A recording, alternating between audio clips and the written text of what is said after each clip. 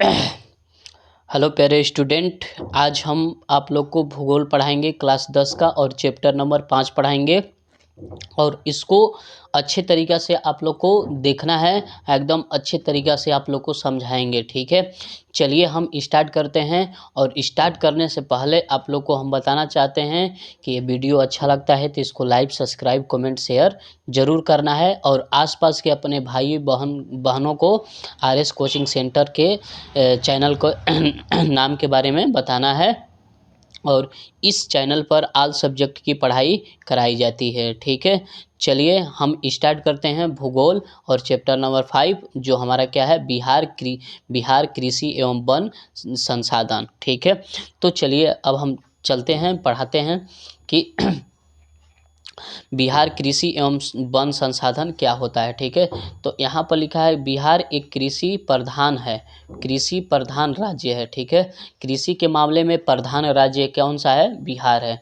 यहाँ की 80% आबादी कृषि पर निर्भर होती है। मतलब यहाँ के जो लोग होते हैं 80% कृषि पर क्या करते हैं? निर्भर होते हैं। ठीक है, अब देखिए 1990 से 1991 में यहाँ 48.88% भूमि पर कृषि की जाती थी। अब उसके बाद 2005 से 2006 में यहाँ 59.37% भूमि पर कृषि होने लगा है। ठीक है, चलिए अब देखिए बिहार के प्रमुख रूप से 4 फसलों उगाई जाती है। कौन कौन उगाई जाती है? तो भदई, अगहनी, रबी एवं गर्मा लगाई जाती है। ठीक है, अब एक एक गो आराम से पढ़ेंगे, एक एक गो टॉपिक आराम से पढ़ेंगे। ठीक है, तो देखिए भदई क्या होता है? भदई, इसकी शुरुआत मई जून से होती है और अगस्त सितंबर में कटाई कर ली जाती है। भदई फसल के अंतर्गत भदई धान, ज्वार, बाजरा, मकई के अतिरिक्त जूट और सब्जियों की खेती की जाती है। ठीक है, जैसे कि धान हो गया, फिर उसके बाद क्या हो गया, बाजरा हो गया, मकई हो गया। ये सब किस में आते हैं? भदई फसल में आते हैं। किस में आते हैं? भदई फसल में। कब बोआई जाती है? तो अगस्त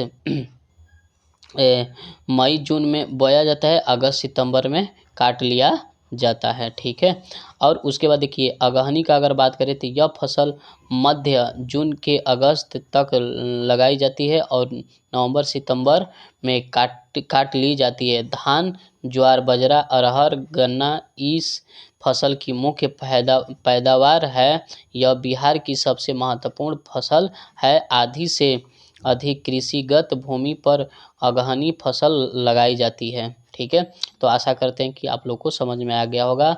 अगहनी फसल क्या होता है? तो बाजरा होता है, अरहर मतलब रहर का दाल, रहर होता है, गन्ना होता है। ये कब किस में लगाई जाती है? तो अगहनी में। और कब? तो जून से अगस्त तक लगाई जाती है। जून से अगस्त तक लगाई जाती है। ठीक है, चलिए आशा करते हैं कि ये आप लोग को समझ में आ गया होगा। तो यहाँ पर अब अगला पढ़ेंगे।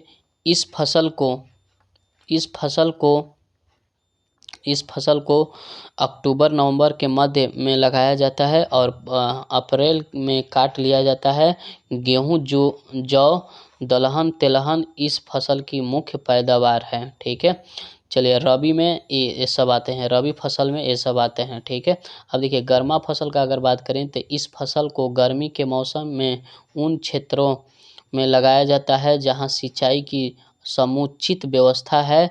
इसे फसल में गर्मा धान और ग्रीष्मकालीन सब्जियों उगाई जाती है। ठीक है, तो आशा करते हैं कि ये टॉपिक आप लोग को समझ में आ गया होगा। आगे चलेंगे। बिहार में कौन सी फसल लगाई जाती है? किसी एक फसल के प्रमुख उत्पादकों की व्याख्या कीजिए। तो यहाँ बिहार का बात करें तो 4 प्रकार की फसल लगाई जाती है। 4 प्रकार की कौन कौन होती है? तो यही सब होता है जो हमारा भदई, अगहनी, रबी, गर्मा, ये सब वही सब एकदम चीज़ जो बताए हैं वही चीज़ ये हमारा क्वेश्चन आएगा। ऐसे परीक्षा में पूछेगा तो ऐसे ही पूरा लिख देना है। ठीक है, चलिए खदात्र फसल क्या होता है? खदान फसल क्या होता है? तो धान बिहार की खदान फसल के महत्वपूर्ण स्थान है। इसकी खेती राज्य के सभी भागों में होती है। 2006 से 2007 में बिहार के धान का कुल उत्पादन 33.54 लाख हेक्टेयर भूमि पर लगभग 50 लाख टन था। धान की सबसे अधिक उत्पादन पश्चिम चंपारण, रोहतास तथा औरंगाबाद में होता है। इन 3 जिलों में बिहार का 18% से अधिक धान का उत्पादन होता है। ठीक है, चलिए बिहार में धान की फसल के लिए प्रयुक्त भौगोलिक दशाओं का उल्लेख करें। ठीक है, तो यहाँ पर बिहार में धान की फसल के लिए भौगोलिक दशाओं निम्नलिखित है। उद्राण जलवायु, तापमान 22 डिग्री से 32 डिग्री सेल्सियस के बीच होना चाहिए और वर्षा 150 से 300 सेंटीमीटर होना चाहिए। और देखिए मिट्टी जलोढ़ चिकनी होनी चाहिए। बुआई जून से अगस्त, कटाई सितंबर से नवंबर में होनी चाहिए। अब देखिए गेहूं का अगर हम बात करें तो धान के बाद गेहूं दूसरा महत्वपूर्ण खदान फसल है। यह रबी फसल का मुख्य उत्पादन है। 2006 से 2007 में कुल 20.5 लाख हेक्टेयर में लगभग 43 लाख टन गेहूं का उत्पादन हुआ है। सिंचाई और रासायनिक उर्वरकों के बल पर इसकी खेती की जाती है। इस फसल की बुआई नवंबर से दिसंबर में की जाती है और मार्च अप्रैल में काट ली जाती है। 2006 से 2007 में गेहूं उत्पादन में रोहतास जिले प्रथम रहा है। ठीक है, और देखिए मक्का, बिहार का यह तीसरा मुख्य खाद्यान्न फसल है। सिंचाई की व्यवस्था एवं उत्तम बीजों के उपयोग से इसके उत्पादन में काफ़ी वृद्धि हुई है। इसका कुल उत्पादन 2006 से 2007 में 798.31 हजार मैट्रिक टन और सबसे अधिक उत्पादन खगड़िया जिले में होता है, जबकि दूसरे एवं तीसरे स्थान पर क्रमशः समस्तीपुर एवं बेगूसराय होता है। तिलहन, राई, सरसों, तीसी, सूरजमुखी, कुसुम, रेडी, तिल, फूगफली, मूंगफली मुख्य रूप से तिलहन फसलें हैं, किंतु तेल निकालने के लिए मुख्य रूप से सरसों,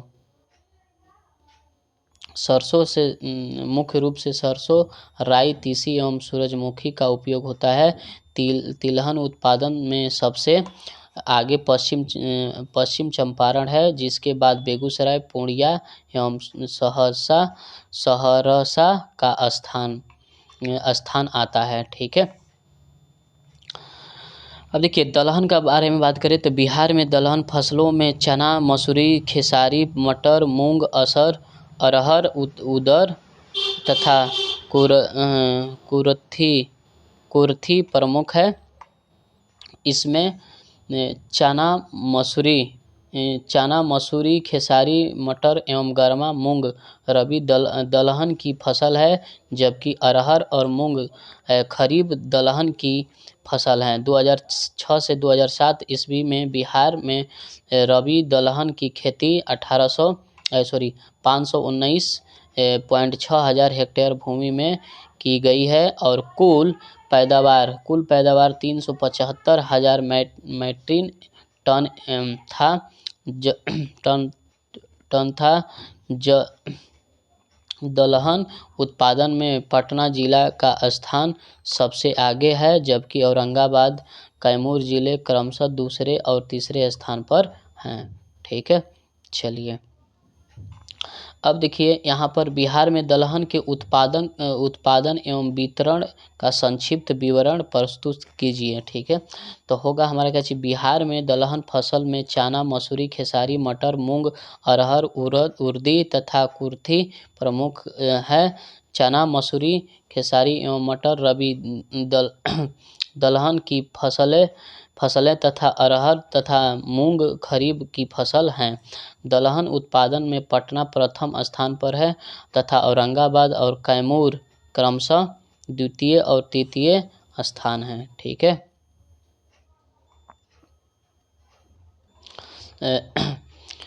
व्यावसायिक फसल क्या होता है? व्यावसायिक, तो हमारे राज्य में गन्ना का प्रति हेक्टेयर उत्पादन बहुत कम है।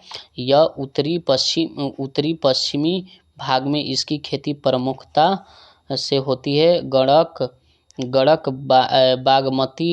बागमती, कमला तथा घाघरा नदियों का दोआब प्रमुख उत्पादन क्षेत्र है। 2006 से 2007 में 117,000 हेक्टेयर भूमि पर गन्ना की खेती की जाती है और उत्पादन 3338 मतलब 5,338 हजार मीट्रिक टन हुआ है। विगत कई वर्षों से गन्ना के उत्पादन में वृद्धि हो रही है। गन्ने के उत्पादन में पश्चिम चंपारण पहले स्थान पर है, जबकि दूसरे और तीसरे स्थान पर क्रमशः गोपालगंज और पूर्वी चंपारण है। ठीक है, तो इस चीज़ को ध्यान में रखना है। अब देखिए, जूट का अगर हम बात करें तो जूट का उत्पादन बिहार के उत्तरी पूर्वी जिले में होती है, क्योंकि यह अधिक वर्षा वाले क्षेत्र हैं जो कि जूट उत्पादन के लिए उपयुक्त है। संपूर्ण देश का 8% जूट उत्पादन बिहार में होता है। पश्चिम बंगाल और असम के बाद बिहार का तीसरा स्थान है। 2006 से 2007 में 1.45 लाख हेक्टेयर पर यहाँ लगभग 14 लाख गांठ जूट का उत्पादन हुआ है, किंतु अब इसके उत्पादन में तेजी के गिरावट हो रही है। पूर्णिया, कटिहार, मधेपुरा, किशनगंज, सहरसा, मधुबनी, दरभंगा और समस्तीपुर जिले में जूट का उत्पादन मुख्य रूप से हुआ है। ठीक है, अब देखिए, तंबाकू का अगर बात करें तो तंबाकू उत्पादन में बिहार का भारत में छठा स्थान है। इसकी खेती के लिए गंगा का दियारा क्षेत्र सबसे उपयुक्त है। समस्तीपुर और वैशाली जिले इसके लिए प्रसिद्ध है। इसके अतिरिक्त दरभंगा, पटना, भागलपुर, मुंगेर और मुजफ्फरपुर जिले में भी इसकी खेती होती है। ठीक है, चलिए अब यहाँ पर सब्जियों एवं फसलें। अब देखिए, बिहार में सब्जियों के अंतर्गत आलू, प्याज, भिंडी, परोर, लौकी, पालक, लाल साग, लूबिया, फूलगोभी, पत्ता गोभी आदि की खेती की जाती है। ठीक है, इसमें आलू सबसे प्रमुख सब्जी है, सब्जी ही नहीं बल्कि एक महत्वपूर्ण खाद्य पदार्थ भी है। इसकी खेती बिहार के लगभग सभी जिले में होता है। कुल जिलों में इसकी खेती दो फसलों में ही होती है। बिहार में आलू का कुल उत्पादन 5,66,000 इकाई, दहाई, सैकड़ा, हजार, 10,000, लाख, 5,66,000 मीट्रिक टन और 1,68,000 हेक्टेयर भूमि पर इसकी खेती की जाती है। पटना एवं नालंदा और पैदावार में अग्रणी है, मतलब आगे है। ठीक है, अब देखिए, प्याज की खेती का अगर हम बात करें तो प्याज की खेती में मुख्य रूप से पटना एवं नालंदा जिले में ही की जाती है। नवादा, गया और जहानाबाद में भी प्याज की खेती बड़े स्तर पर की जाती है। यह प्याज का कुल उत्पादन 3,55,000 मीट्रिक टन है।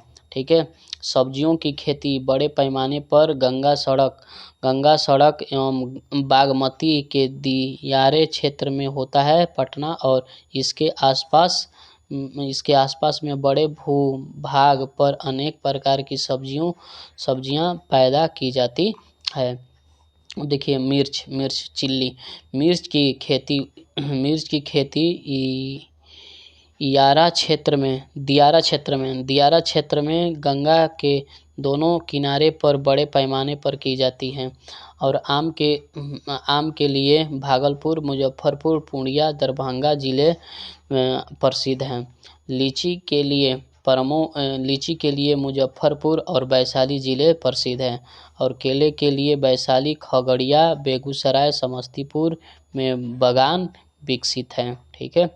अब देखिए मखाने के लिए मधुबनी, मतलब मक्खन के लिए मधुबनी एवं दरभंगा जिले मखाने के लिए, ठीक है, मखाने के लिए क्या है, मखाने के लिए मधुबनी एवं दरभंगे जिले प्रसिद्ध हैं। देखिए कृषि बिहार की अर्थव्यवस्था की रीढ़ है, अर्थव्यवस्था की रीढ़ है, इस कथन की व्याख्या कीजिए। प्रयुक्त बिहार झारखंड के अलग होने से पूर्व खनिज के भंडार की दृष्टि से भारत का अग्रणी राज्य में से एक था। यहाँ की 90%